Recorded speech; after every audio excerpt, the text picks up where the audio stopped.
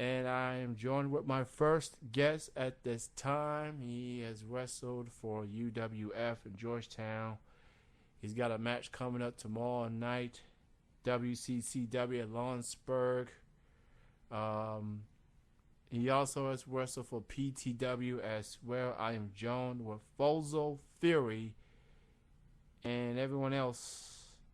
It's a circus atmosphere here on Triple Threat Wrestling Radio. What's going on, Fozo? We are fine. Thank you for having us. Well, thank you and your company for joining me this evening.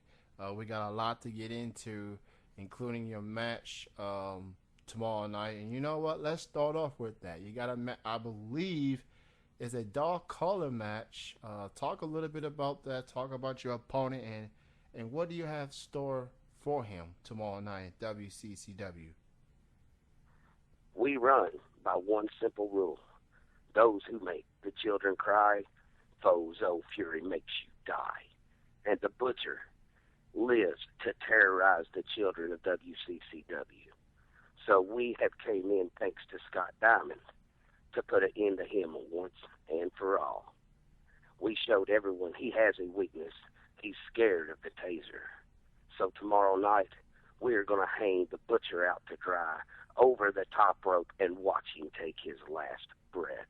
So everyone, make sure you come on over to WCCW in Lawrenceburg and pay your final respects to the Bluegrass Butcher.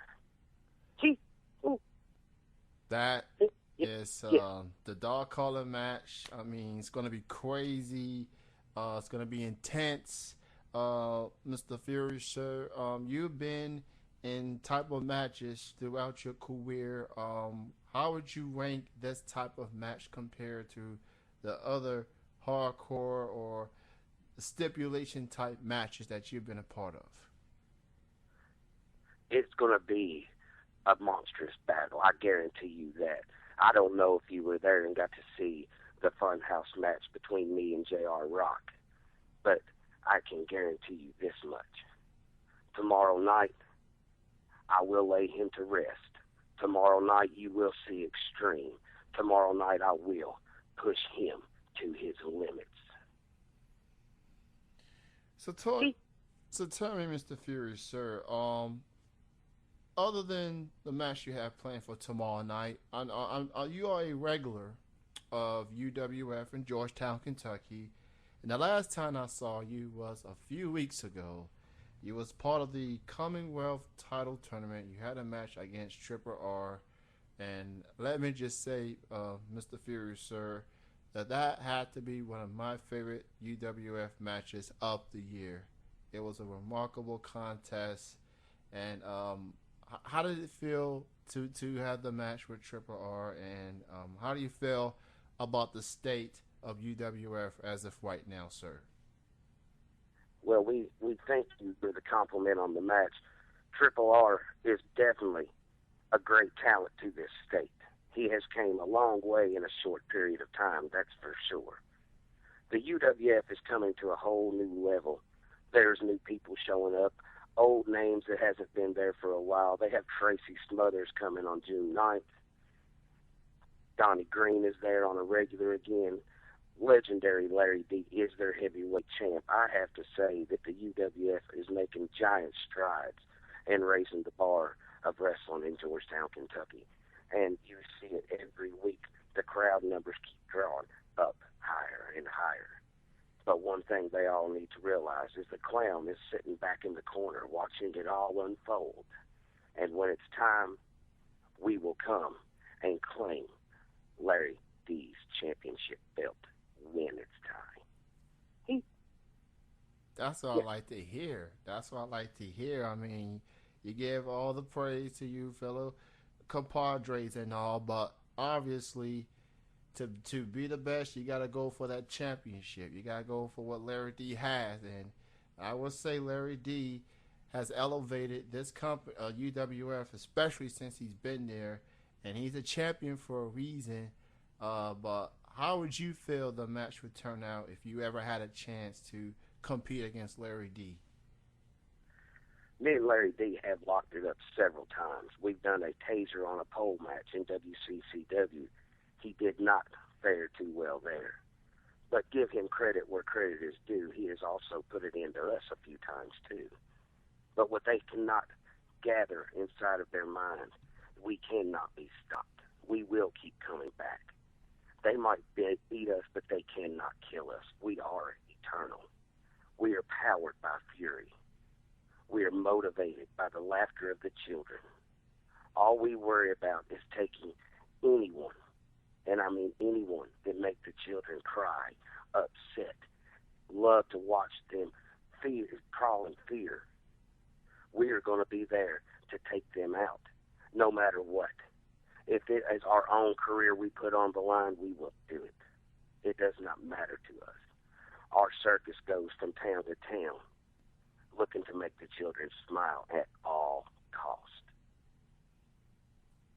Speaking of the children, you have been a fan favorite for quite some time now. Not only that, but when you make your entrance to the ring, you give fans, especially the children, the balloons, and people want to say Fozo Fury, he's crazy, he's intense, he tased people, whatever it takes.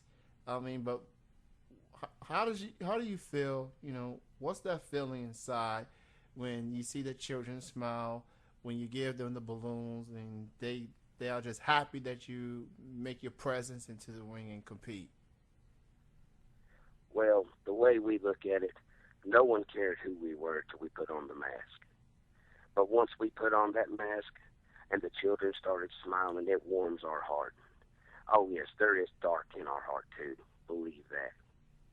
But we are there for one purpose only, to serve the children in any way, whether it be animal balloons, anything it takes, beating guys like Big Dog Cujo, beating guys like Black Rain and Sean Bain that love to watch the children hide behind their mothers and fathers because they're so scared of these people. That's our purpose. That's what makes us go. That's what keeps us lacing our boots up. We were ready to go to the house for good and let the circus die. But once we started getting messages from the children asking where we were at, when we were coming back, that was our motivation to return to the ring. It's what every single wrestler should remember. It is about the children. It's about the next generation. The only way to become immortal is to never be forgotten. We have done that. We are immortal.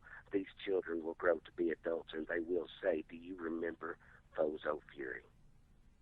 I have left my mark. Yes, you have, man. You definitely have left your mark, whether it's WCCW, whether it's UWF, whether it's PTW. I've had the chance to see you in all three companies, and I gotta say, you definitely are underrated in my opinion as a competitor. I mean, maybe because people want to underestimate you because you're a clown and all. Maybe they look at you sideways or whatever. But when that bell rings, it's a whole different story. Do you think, Fozo, that you have been underestimated by your opponents sometimes? We are underestimated every time we come out of that curtain. They look and laugh. They think the polka dots are funny. Yes, they're there to make the children smile, but what they need to realize is the black bag that hangs on our right arm is there to be straight electrifying. When it comes time for the laughter to stop, it's us that stops it by taking that stun gun, ramming it into their chest and pumping them full of electricity. Watching them run just like the butcher did last week. He ran. We showed everyone he is human. He is a man that has fear. That is the purpose of the taser. It's to show all the children that no matter how bad they act, they all have fear. You just have to find it. Yes, we are always underestimated. We don't worry about belts. That's the difference between us and everyone else. All we're worried about is the smiles on the children. We're there to protect the children. They can keep their belts. All we need is that laughter, that love that they show us when we come out. That makes it all worthwhile to us. That's why no matter where we go, be it the fifth, sixth, or the first time we've come out that curtain, the children cheer. That crowd is as loud as they can be when we came out, for that simple fact, because they know we are there to set everything straight and right for once and for all. So when it comes to Fozo Fury, you brought it up, the taser. You know, I've seen your matches. You have tased your opponents time again. Um, when it comes to the taser, Mr. Fury, sir, who has been the opponent or rival, nemesis that you have enjoyed using the taser on the most? Who has been that one guy that really makes you want to tase the most? We've watching the electricity go into the Zodiac. He plays with fire, we play with electricity. He is evil. He is everything that a child should fear. He is a real life boogeyman. Why crowds cheer him, we do not know. He is there for nothing but evil intentions, and so is his woman Burgundy. She pumps his ego to where he comes out packing the fire. He loves to shovel people into body bags. He placed us into a body bag and thought it was funny to tase us with our own taser while we were in the body bag.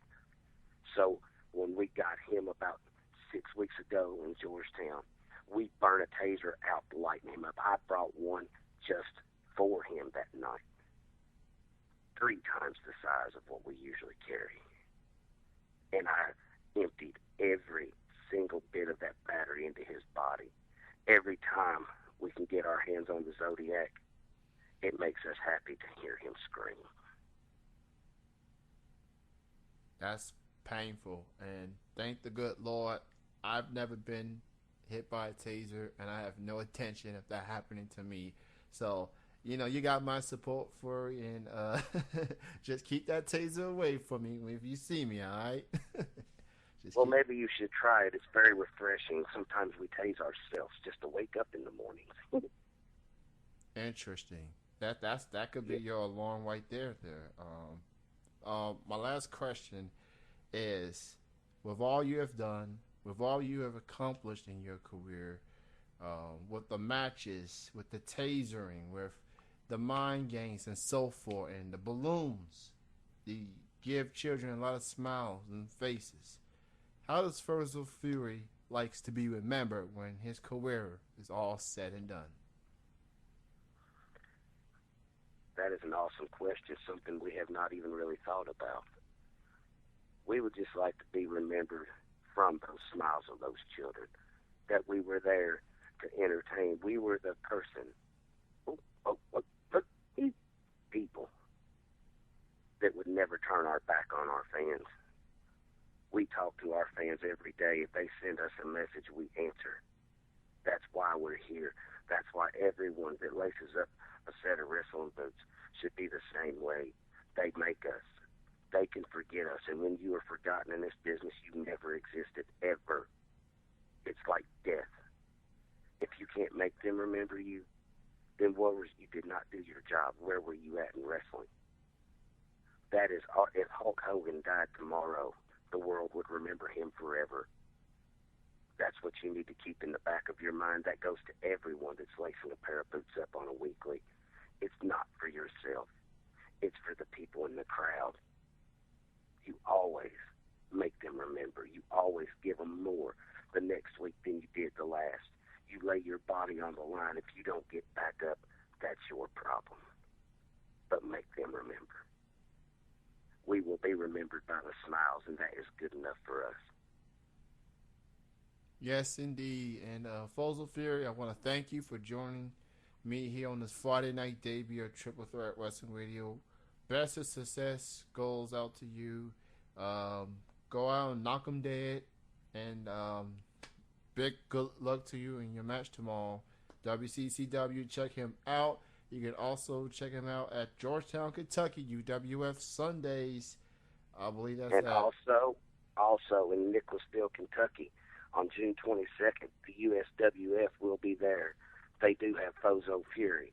Prime Time Wrestling in Mackville, Kentucky on June 29th. You can also see us there. So come out and support the clown.